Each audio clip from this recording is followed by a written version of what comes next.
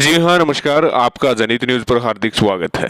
हरियाणा में भाजपा की होगी अब सबसे बड़ी अग्नि परीक्षा। जी हाँ, पूर्व केंद्रीय मंत्री व अंबाला के मौजूदा सांसद रतनलाल कटारिया के निधन से जहां भाजपा को झटका मिला है और हरियाणा में इस सीट पर अब उपचुनाव के आसार भी बन गए हैं। केंद्रीय चुनाव आयोग के नियमों के हिसाब से किसी भी लोकसभा या विधानसभा सीट के खाली होने के बाद उस पर 6 माह के भीतर चुनाव कराने जरूरी है।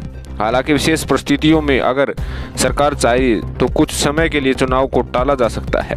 चुनाव टालने की अवधि 1 साल भी हो सकती है, बेशर्त है कि अगला आम चुनाव नजदीक हो ताकि उपचुनाव को आम चुनाव के साथ साध लिया जाए।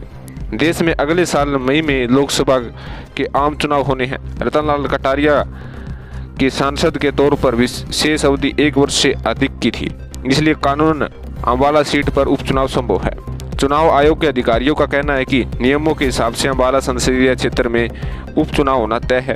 हालांकि हरियाणा का राज्य निर्वाचन आयोग इस मामले में केंद्रीय निर्वाचन आयोग के निर्देशों का इंतजार करेगा।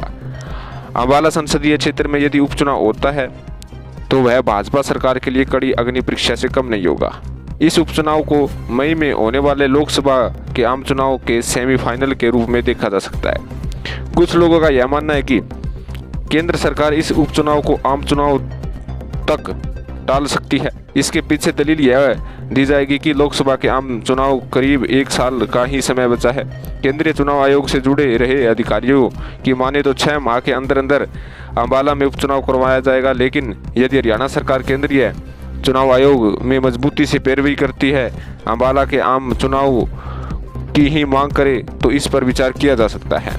वैसे हरियाणा विधानसभा में भी एक ऐसा उदाहरण जो है हो चुका है, जब आम चुनाव से करीब 9 माह पहले जींद विधानसभा सीट पर उपचुनाव हुआ था। तो उसके विपरीत एक उदाहरण ऐसा भी है कि जब 29 वर्ष पूर्व अंबाला के तत्कालीन कांग्रेस सांसद राम प्रकाश के निधन के कारण उपचुनाव नहीं हुआ था। उनका सांसद का कार्यकाल 2 साल बाकी था, इसके बावजूद उपचुनाव नहीं हुआ। कुछ अधिकारियों का कहना है कि अगर केंद्र सरकार चाहेगी तो हरियाणा सरकार के हस्तक्षेप के बाद इस उपचुनाव को टाल सकती है। ऐसा इसलिए क्योंकि फरवरी 2024 में लोकसभा चुनाव का कार्यक्रम जारी होने की उम्मीद है। राज्य चुनाव आयोग अधिकारी अनुराग अग्रवाल का उपचुनाव से संबंध में कहना है कि कानूनी तौर पर देखें तो किसी भी सीट को 6 महीने से अधिक नहीं रखा जा सकता।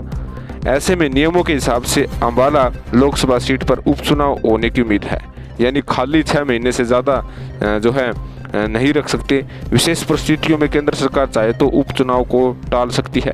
हम केंद्रीय निर्वाचन आयोग के निर्देशों का इंतजार करेंगे, इसके बाद ही किसी तरह का बड़ा फैसला करेंगे।